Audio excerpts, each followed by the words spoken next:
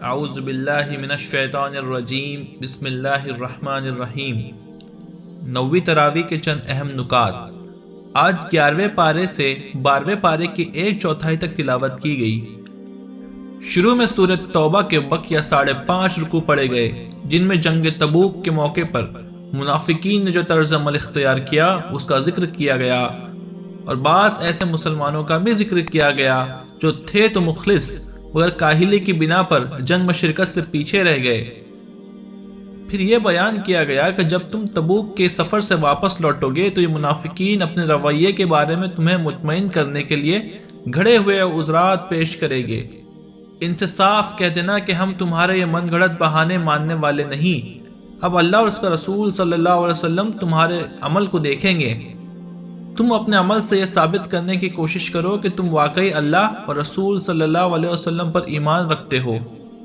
ابھی تو اسلام سے ان کی بدخواہی کا یہ حال ہے کہ اول تو یہ اس کے راستے میں کچھ خرچ نہیں کرتے، اور اگر حالات سے مجبور ہو کر کچھ کرنا بھی پڑے تو اسے اپنے اوپر زبردستی کا جرمانہ سمجھتے ہیں، اور یہ چاہتے ہیں کہ مسلمانوں پر کوئی ایسی گردش آ جائے کہ جس سے ان کی جان ان سے چھوٹ جائے۔ حالانکہ حقیقت میں گردش خود ان پر ہے، اور گردش بھی بہت بری گردش ہے، یعنی آخرت میں نجات سے محرومی۔ کچھ دوسرے لوگ تھے جنہوں نے اپنے گناہ کا اعتراف کر لیا تھا، فرمایا ان کی نیکیاں اور برائیاں دونوں طرح کی کمائی ہے، امید ہے کہ اللہ ان پر اپنی رحمت فرمائے گا۔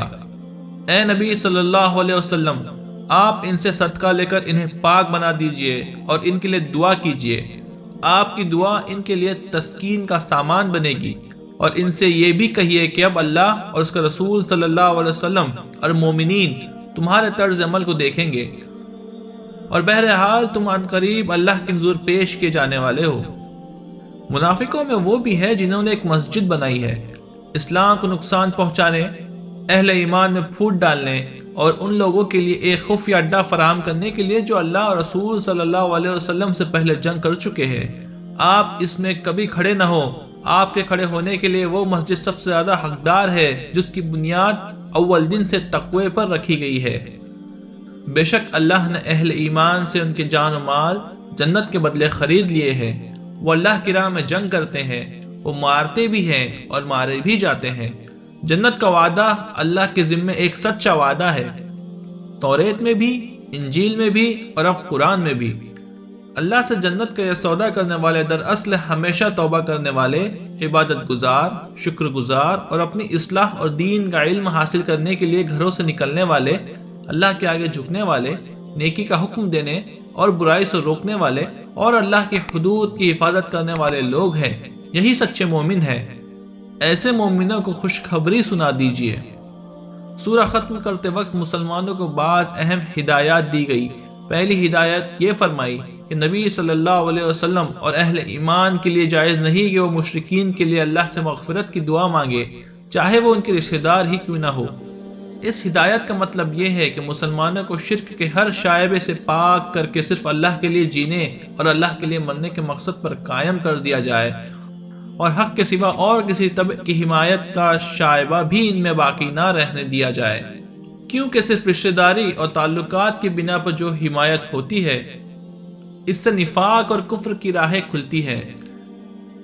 جن مسلمانوں کا سستی اور کاہلی کے سبب جنگ تبوک سے پیچھے رہ جانے پر بائیکاٹ کیا گیا تھا، ان کی توبہ کی قبولیت کی بشارت سنائی گئی، اور اہل مدینہ اور بدوؤں میں سے جو تائب ہو گئے ان کو نصیحت کی کہ ہمیشہ سچ اور حق کے لیے جینے والوں سے خود کو وابستہ رکھو تاکہ ان کی صحبت میں رہ کر تمہاری کمزوری کی اصلاح ہو سکے۔ سورہ یونس میں قریش کی اس حالت پر افسوس کا اظہار کیا کہ اللہ نے انہی میں سے ایک شخص پر یہ کتاب حکمت اتاری، چاہیے تو یہ تھا کہ وہ اس کی قدر کرتے اور ایمان لاتے۔ اللہ سرکش لوگوں کو ڈھیل دیتا ہے، اس کی وجہ یہ ہے کہ وہ رحمت کرنے میں جلدی کرتا ہے لیکن قہر کرنے میں جلدی نہیں کرتا۔ وہ ایسے لوگوں کو موقع دیتا ہے کہ وہ سرکشی میں اچھی طرح بھٹک لیں، کوئی حسرت باقی نہ رہ جائے اور اللہ کی حجت تمام ہو جائے، ورنہ وہ جب چاہے ان کا قصہ پاک کر دے۔ یہ پچھلی امتوں کے انجام سے سبق کیوں نہیں لیتے؟ قریش کا ایک مطالبہ یہ تھا کہ اس قرآن کے علاوہ کوئی دوسرا قرآن لاؤ جس میں کچھ ہماری باتیں بھی مانی گئی ہو، یا آپ ترمیم کر لو اور کچھ دو اور کچھ لو کے اصول پر معاملہ کر لو۔ اس کا جواب دیا گیا کہ آپ بتا دیجئے کہ مجھے ترمیم یا تبدیلی کا کوئی اختیار نہیں ہے، یہ تو اللہ کے احکام ہے جن کی تعمیل کے لیے میں آیا ہوں، اگر اللہ کا حکم نہ ہوتا تو میں ہرگز اسے پیش نہ کرتا۔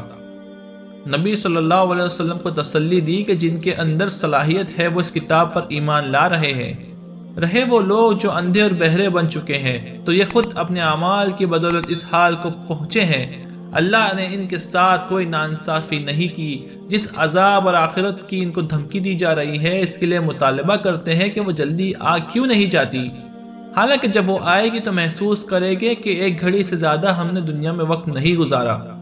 حقیقت یہ ہے کہ ہر امت کے لیے ایک پیمانہ مقرر ہے، جب وہ پیمانہ بھر جائے گا تو اسے ایک لمحے کی مہلت نہیں ملے گی۔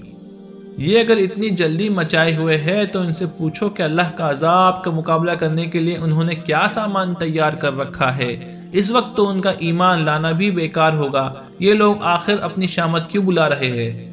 اللہ کی اس عظیم نعمت اور رحمت کو کیوں اختیار نہیں کرتے جو قرآن کی شکل میں نازل ہوئی ہے اور جس کے آگے دنیا کے تمام خزانے ہیچ ہے۔ آیت نمبر 21 میں ہے کہ لوگوں کا حال یہ ہے کہ مصیبت کے وقت جب ہم ان کو رحمت کا مزہ چکاتے ہیں تو وہ فوراً ہی ہماری نشانیوں کے معاملے میں چال بازیاں شروع کر دیتے ہیں۔ ان سے کہو اللہ اپنی تدبیر میں تم سے زیادہ تیز ہے، اس کے فرشتے تمہاری سب مکاریوں کو لکھ رہے ہیں۔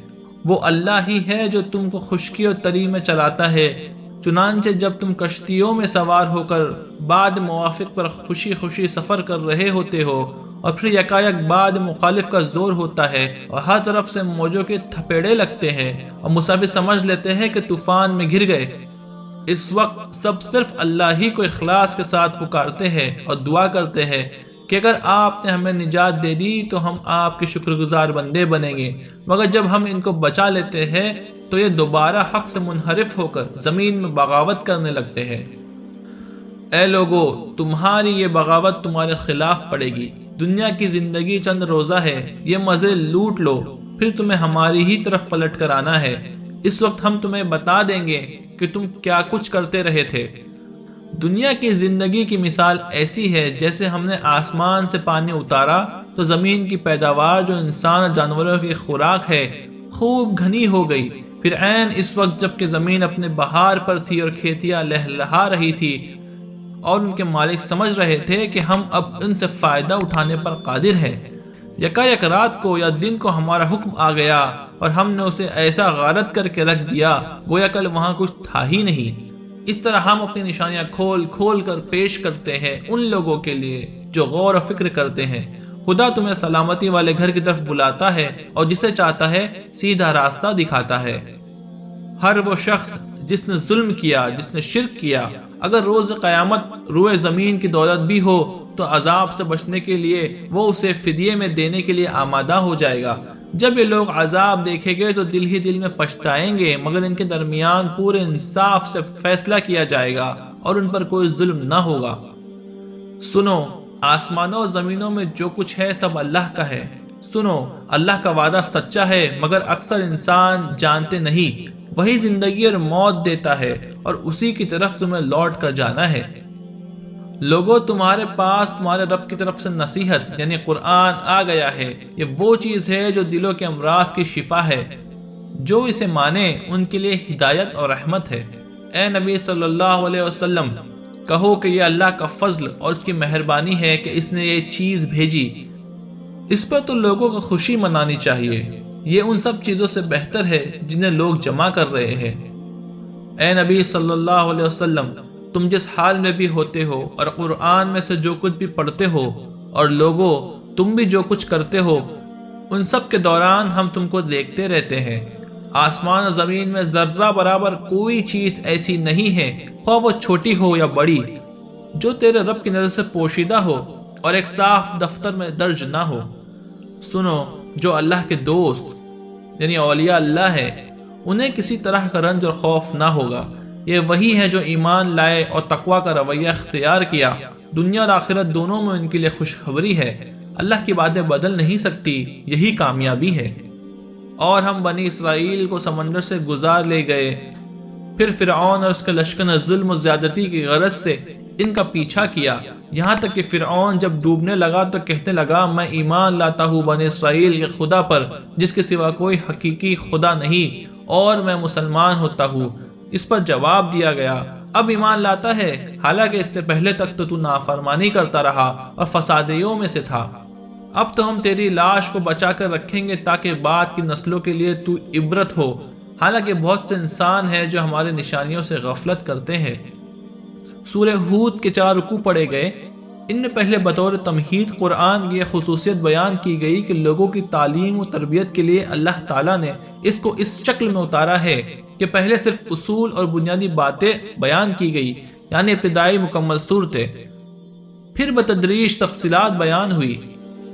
تمہیدی جملوں کے بعد نبی کریم صلی اللہ علیہ وسلم کی زبان مبارک سے اس پیغام کی وضاحت کی گئی کہ اللہ واحد کی بندگی اور توبہ و استغفار کی دعوت ہے، اور میں اللہ کی طرف سے بشیر و نذیر بنا کر بھیجا گیا ہوں کہ جو لوگ استغفار کر کے اللہ واحد کی طرف رجوع کر لیں گے، اللہ ایک مقررہ مدت تک ان کو زندگی کی نعمتوں اور اپنے فضل سے مالا مال کرے گا، اور جو لوگ اس سے منہ موڑیں گے ان کے لیے ایک بڑے عذاب کا دن سامنے ہے۔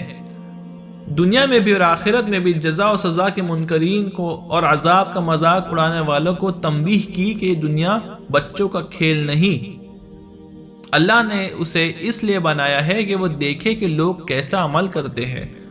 انسان کا عجیب حال ہے کہ جب اللہ کی پکڑ میں آ جاتا ہے تو بالکل مایوس و دل شکستہ ہو جاتا ہے، لیکن جب اللہ ڈھیل دیتا ہے تو اکڑنے لگتا ہے اور شیخی بگانے لگتا ہے۔ تھوڑے لوگ ہی ایسے نکلتے ہیں جو مصیبت میں صبر کی اور نعمت میں شکر کی روش اختیار کرتے ہیں۔ ایسے ہی لوگوں کے لیے اللہ کے ہاں مغفرت اور اجر عظیم ہے۔ اس کے بعد بتایا گیا کہ ایمان کی توفیق صرف ان لوگوں کو ملے گی جن کی فطرت مسنح نہیں ہوئی، وہ قرآن کو اپنے دل کی آواز سمجھیں گے۔ رہے وہ لوگ جن کی فطرت کا نور بجھ گیا تو یہ لوگ دوزخ کو ہی دیکھ کر قائل ہوں گے۔ ان دونوں گروہ کی مثال ایسی ہے جیسے ایک گروہ اندھوں اور بہروں کا ہو اور دوسرا گروہ آنکھیں اور کان رکھنے والوں کا۔ کیا یہ دونوں برابر ہو سکتے ہیں؟